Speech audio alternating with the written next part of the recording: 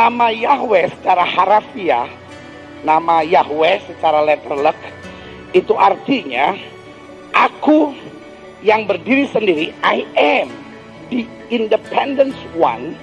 Aku yang berdiri sendiri dalam kemuliaan dan kekudusan yang tidak dapat tertandingi oleh apapun dan siapapun. Jadi bicara tentang Yahweh itu berbicara tentang I am the independent one. Karena itu dia bilang sama Musa, I am that I am. Gereja-gereja dari zaman awal seperti tadi ya, gereja Protestan Maluku ya pakai kata Yahweh, dan gereja-gereja di Jerman di sana ada banyak bangunan-bangunannya masih tertulis kata Yahweh di sana. Jadi itu adalah kekristenan yang sesungguhnya ya.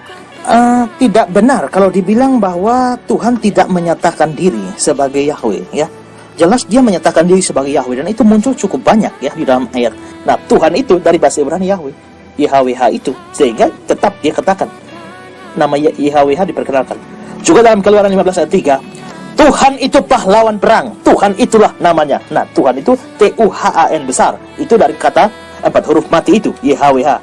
Dan juga dalam Mazmur 83 19, Yesaya 42 8, pokoknya semua kata yang Tuhan di dalam perjanjian lama yang semuanya huruf besar, itu bahasa aslinya YHWH itu, Yod He Waw He ya. Nah, jadi tidak benar kalau dikatakan Tuhan tidak menyatakan diri sebagai Yahweh ya. Tapi Musa mengubah namanya. Musa berkata, Hosea, aku mau ganti namamu. Namamu bukan lagi Hosea, namamu adalah Yosua. Saudara tahu apa artinya itu? Nama Hosea ditambah dengan satu nama lagi oleh Musa. Dan gabungan dua nama itu melahirkan sebuah nama baru, yaitu Yosua. Dan nama yang ditambahkan oleh Musa, dengerin baik-baik, adalah nama Yahweh sendiri. Dan sejak hari itu namanya bukan salvation, tapi Yosua artinya salvation by Yahweh. Anda tahu bedanya? Setiap kali nama itu diberi, itu mengubah hidup orang. Setiap kali nama itu disatukan dengan seseorang, sesuatu yang ajaib akan terjadi. Dan sejak hari itu, dia sandang nama Yahweh dalam hidupnya. Dan inilah orang yang siap membawa akan mandat Tuhan sampai tercapai akan destininya. Angkat tanganmu yang sakit. Angkat tanganmu yang dalam problem ekonomi, problem rumah tangga. Bapa, aku minta Engkau memberikan kesembuhan bagi saudara-saudaraku yang sakit, yang dalam persoalan ekonomi, keuangan, usaha, bisnis, masalah rumah tangga, masalah anak, masalah hidup yang mereka hadapi. Tidak ada yang mustahil bagi Bapa. Tahtamu tetap selama-lamanya.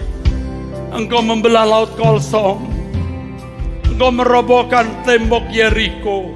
Engkau membelah masalah-masalah mereka. Di dalam nama Yesus Kristus, terimalah kesembuhan dari Tuhan.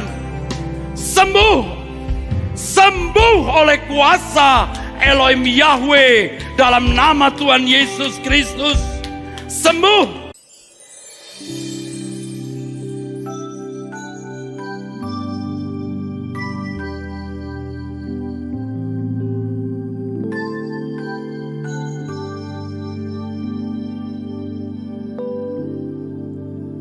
Elohim Yahweh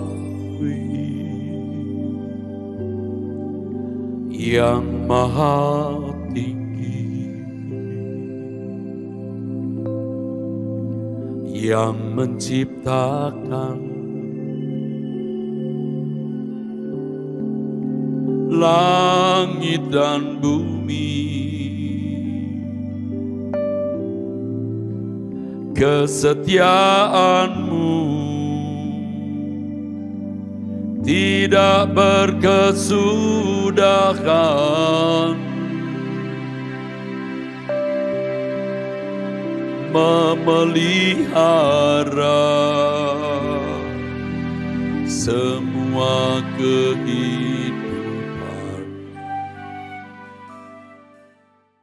Dan Abraham menamai tempat itu Tuhan menyediakan. Sekali lagi, Tuhan, bahasa Ibraninya Adonai Yireh.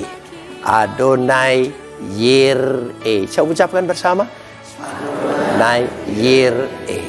Adonai itu tulisannya itu Yahweh, YHWH, tapi disebut huruf besar semua Tuhan, dipanggil Adonai. Adonai Yireh. Sekali lagi. Aku adalah aku, akulah aku. Akulah YHWH, Yahweh. Jadi pertama kali saya mendengar nama Tuhan adalah YHWH, Yahweh. Nama keramatnya Tuhan, di mana orang Israel takut menyebut nama itu. Yang berikut, jangan menyebut nama Yahweh Tuhanmu dengan sembarangan, sebab Yahweh akan memandang bersalah orang yang menyebut namanya dengan sembarangan. Saudara, hukum yang keberapa ini dari surga? Keempat nggak salah, atau ketiga ya? Itu sudah dikatakan oleh Tuhan Yesus. Bapa kami yang di surga, dikuduskanlah namamu. Jadi nama Tuhan jangan sembarangan disebut.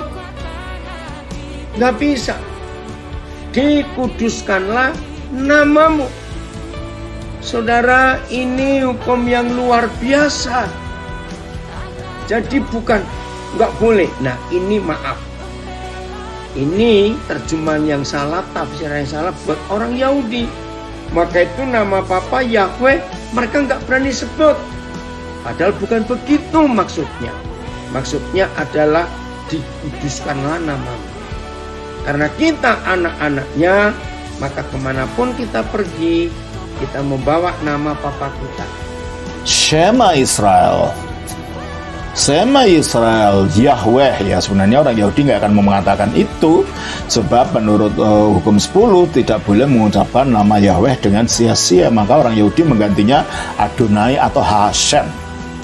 Jadi kalau ada kata-kata Yahweh muncul, Yahweh muncul dalam perjanjian lama, dalam bahasa Ibrani, mereka tidak akan membaca Yahweh. Tetapi itu bunyinya Yahweh memang. Ya, karena kita tidak terikat oleh hukum itu, ya, kita orang Kristen boleh mengucapkan itu ya.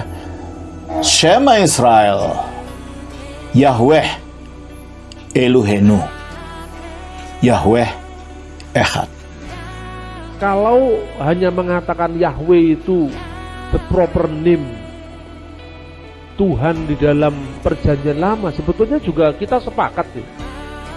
Kalau kita membaca buku Alkitab terbitan umat Katolik ya, perjanjian lama terbitan umat Katolik, yang di sana istilah Yahweh juga dipertahankan, tapi itu dalam konteks studi akademis untuk membedakan mana yang Adonai, mana yang Yahweh, mana yang Yahweh Elohim, mana yang Yah saja, kan gitu. Yeremia pasal 23 ayat 5 dan 6, dia akan lahir sebagai keturunan Daud, Raja Davidic yang bijaksana, dan dia disebut Tuhan keadilan kita, Yahweh keadilan kita. Jadi dia adalah Yahweh sendiri, dan dia adalah Tuhan keadilan kita atau Tuhan kebenaran kita, the Lord our righteousness. Mesias itu Yahweh sendiri yang akan datang.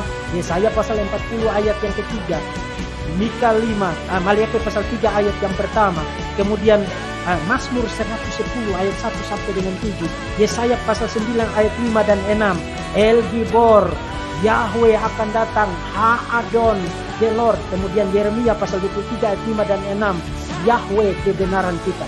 Itu semua digunakan Mesias. Mesias adalah Yahweh, datang dalam inkarnasi sebagai manusia, menjalankan misi kemesiasan. Dan yang terpenting adalah Bapa yang adalah Yahweh sudah mereka semua menyebut nama Yahweh. Di tahun 2013, Pastor Yusak Hadi Siswantoro telah mendeklarasikan bahwa dalam 10 tahun ke depan, kekristenan di Indonesia akan mengenal nama Bapa yang benar, yaitu Yahweh. Lihatlah, semua tokoh Kristen di Indonesia sudah mengakui bahwa nama Bapa di surga adalah Yahweh. Video ini bertujuan untuk memberitakan nama Bapa Yahweh kepada kekristenan di Indonesia. The Father's name is Yahweh.